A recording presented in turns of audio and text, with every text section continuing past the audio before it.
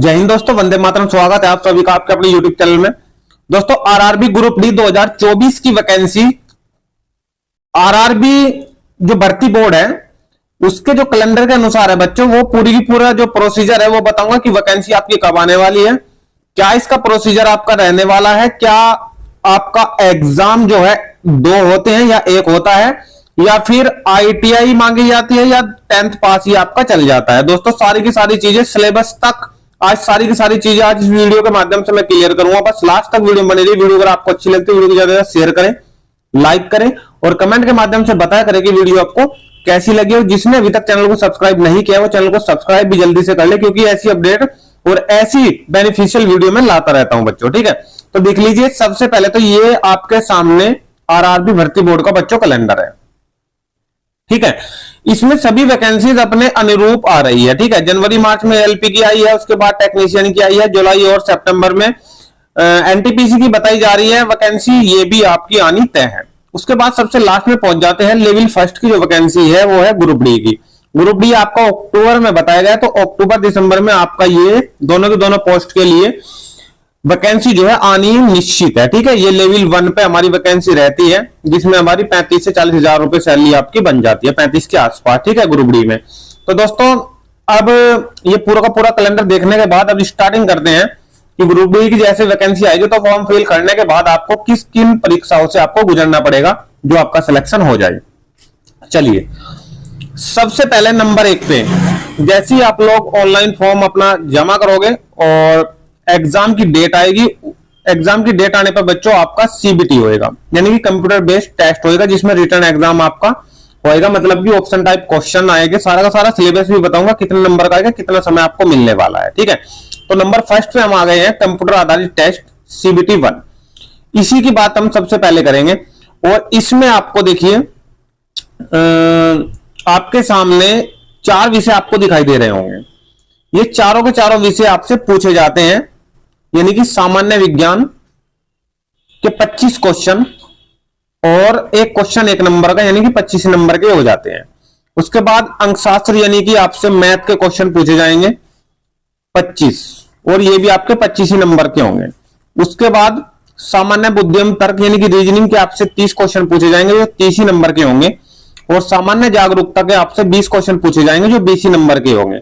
यानी कि कुल मिलाकर अगर मैं बात करूं तो 25, 50, 80 और 20, 100, यानी कि आपका जो एग्जाम हो जाता है बच्चों वो 100 नंबर का हो जाता है, और जिसमें 100 ही क्वेश्चन आपको देखने को मिलेंगे, यानी कि 100 क्वेश्चन और 100 ही नंबर के आपके इसमें ग्रुप डी में हो जाते हैं बच्चों। ठीक है, इसमें आपको समय कितना मिलता है? इसमें आपको 90 मिनट का समय मिलता है, यानी कि 1.5 घंटे का समय आपके पास होता है इन 100 क्वेश्चनों के लिए। ठीक है, और इससे अधिक का समय, यानी कि 120 मिनट का समय जो मिलता है वो मिलता है दिव्यांग के लिए। वो भी सारी चीजें मैं बताऊंगा बच्चों। ठीक है, अब इसके बाद थोड़ा सी मैं आपको इंफॉर्मेशन ये भी दे दूं कि जिसका मैथ रीजनिंग अच्छा है ना, तो अंकशास्त्र यानी कि सामान्य बुद्धिमत्ता तर्क, यानी कि मैथ और रीजनिंग, ये दोनों के दोनों विषय आप लोग देख पा रहे हो 25 और 30, यानी कि 55 नंबर के ये दोनों ही विषय आ रहे हैं।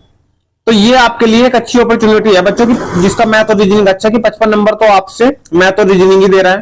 ठीक है, बाकी अगर आप लोग थोड़े थोड़े इनमें कर दोगे, 15-15 क्वेश्चन इनमें आप लोग सोल्व कर दोगे, तो आपके लगभग 85 से 90 क्वेश्चन आपके सही हो जाएंगे।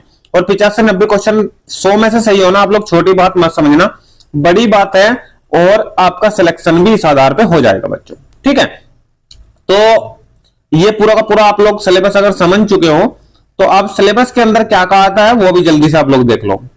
सबसे पहले नंबर 1 पर संख्या पद्धति, यानी कि संख्या प्रणाली, मैथ का जो पोर्शन है वो बता रहा हूं सबसे पहले। ठीक है बच्चों, उसके बाद आप लोग देख पा रहे हो कि दशमलव भिन्नों का जो क्वेश्चन है वो, एलसीएम, एचसीएफ, अनुपात समानुपात, अक्षेत्रमिति, समय और दूरी, प्रॉफिट एंड लॉस, और ज्यामिति और त्रिकोणमिति, ट्रिग्नोमेट्री। ठीक है, 8 चैप्टर तो ये हो गए मैथ के। उसके बाद फिर 9वां चैप्टर आपका रहने वाला है वर्गमूल का। बहुत आसान आसान से क्वेश्चन पूछे जाते हैं। अगर आपको मैथ की पूरी क्लास लेनी है तो भाई मेरे चैनल पे पूरा का पूरा सिलेबस मैंने कराया हुआ है।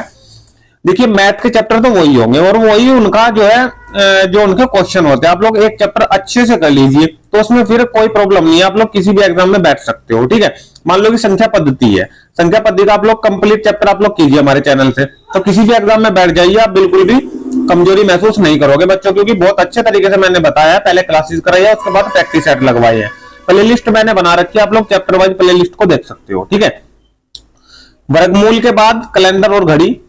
ठीक है, कैलेंडर का चैप्टर बोर्ड मास, तो ये सरलीकरण में भी आ जाएगा और आपका संख्या पद्धति में भी आ जाएगा, अलग से पढ़ने की आवश्यकता नहीं है। ठीक है, भिन्न भी इसी में ही आ जाएगी। एचसीएफ एलसीएम एक ही चैप्टर है, आप लोग वहीं पे इंक्लूड कर लो इसको। ठीक है, ये वैसे ही 20 चैप्टर दिखाए हुए हैं, लेकिन आप लोग समझिए कि ये जो चैप्टर है आपके, ये आपके बनते हैं 13 से 14 चैप्टर ही। ठीक है, परसेंटेज का चैप्टर आ जाता है बच्चों, समय और कार्य का आ जाता है, उसके बाद एसआई और सीआई यानी कि कंपाउंड इंटरेस्ट और सिंपल इंटरेस्ट यानी कि साधारण ब्याज चक्रवृद्धि ब्याज, उसके बाद अलजेब्रा आ जाता है हमारा। प्राथमिक सांख्यिकी का एक आध क्वेश्चन ही आपसे पूछा जाएगा, ज्यादा नहीं पूछा जाएगा। ठीक है, यानी कि माध्य निकालना वगैरह आ गए। ठीक है, आसान क्वेश्चन। आयु संबंधी करना यानी कि आयु संबंधित का एक चैप्टर है अलग से, उसके बारे में। और 20वां चैप्टर आपका आ जाता है बच्चों ये पाइप और टंकी का।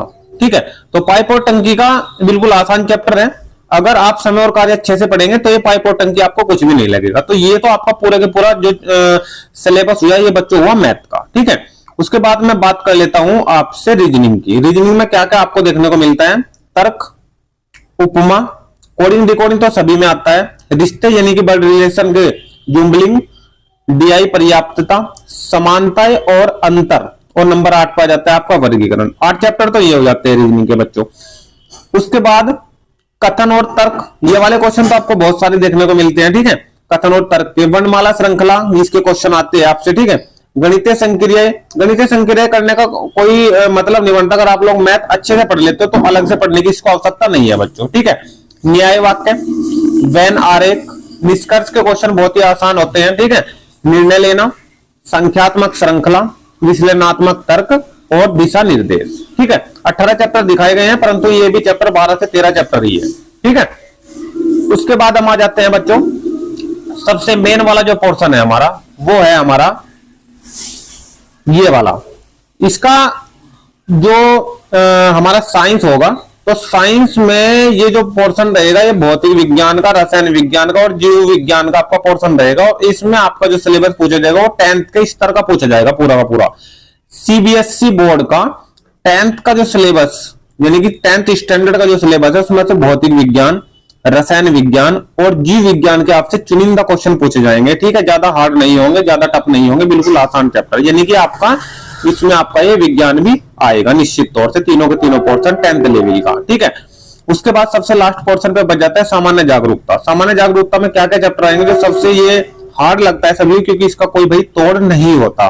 ठीक है, देखिए विज्ञान एवं प्रौद्योगिकी में सामान्य जागरूकता एवं समसामयिक मामले, यानी कि आपसे करंट अफेयर इसमें थोड़ा पूछा जाएगा, खेल, संस्कृति, व्यक्तित्व, अर्थशास्त्र, राजनीति और कोई भी अन्य महत्वपूर्ण विषय।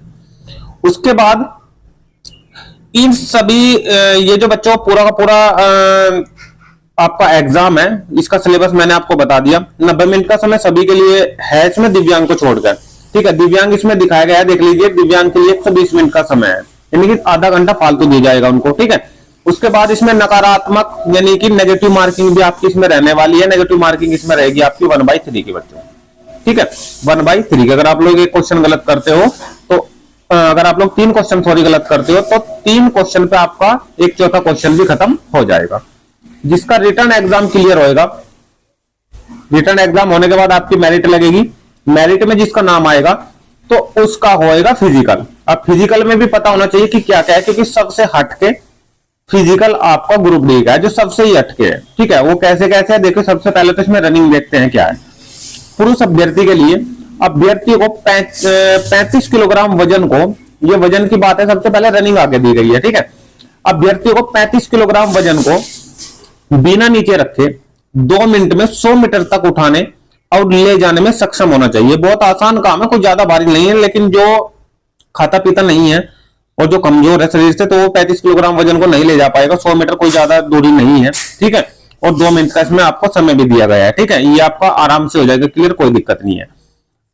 महिला अभ्यर्थी के लिए, महिला उम्मीदवारों को बिना वजन नीचे रखे 2 मिनट में 100 मीटर की दूरी तक, दूरी वही है, मिनट भी वही है, बस 35 किलोग्राम की जगह 20 किलोग्राम वजन इसमें आपको ले जाना है। ठीक है, 20 किलोग्राम वजन ओनली। ये क्लियर होने के बाद आपकी होगी रनिंग। रनिंग में आपका क्या क्या कराया जाएगा?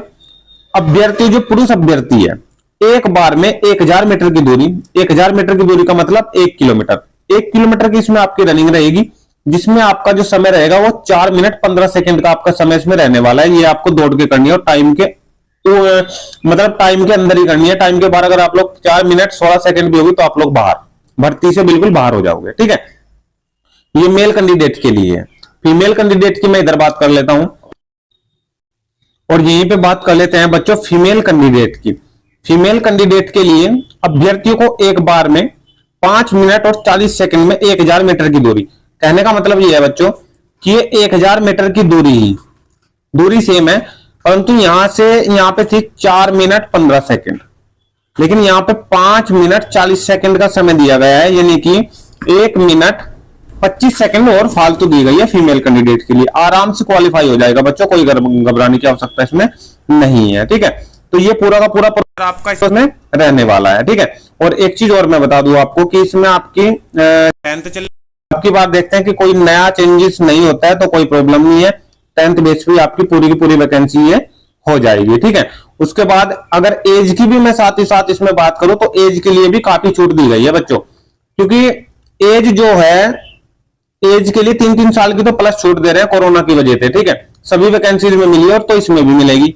ठीक है, तो वैकेंसी जो है इसमें लगभग ये समझ सकते हो आप लोग, मिनिमम एज तो आपकी 18 है और अधिक से अधिक इसमें आप लोग जो फॉर्म भर सकते हो तो वो इसमें आप लोग 40-42 साल तक इसमें फॉर्म आप लोग भर सकते हो, क्योंकि छूट इसमें बहुत ज्यादा दी गई है एज में। ठीक है भाई, 18 से अगर आप लोग इसमें 26 एज लो, ठीक है, 18 से 26 एज इसमें होती है। ठीक है, उसके बाद 3 साल की छूट जो है उस कैंडिडेट को मिलती है जो ओबीसी कैंडिडेट होता है, तो उसकी कितनी होगी? 29 हो गई। ठीक है, ये तो वो छूट है जो मिलती ही है। उसके बाद इन्होंने कोरोना की अलग से छूट दी है, तो उसकी कितनी एज हो जाती है? 32 एज हो जाती है।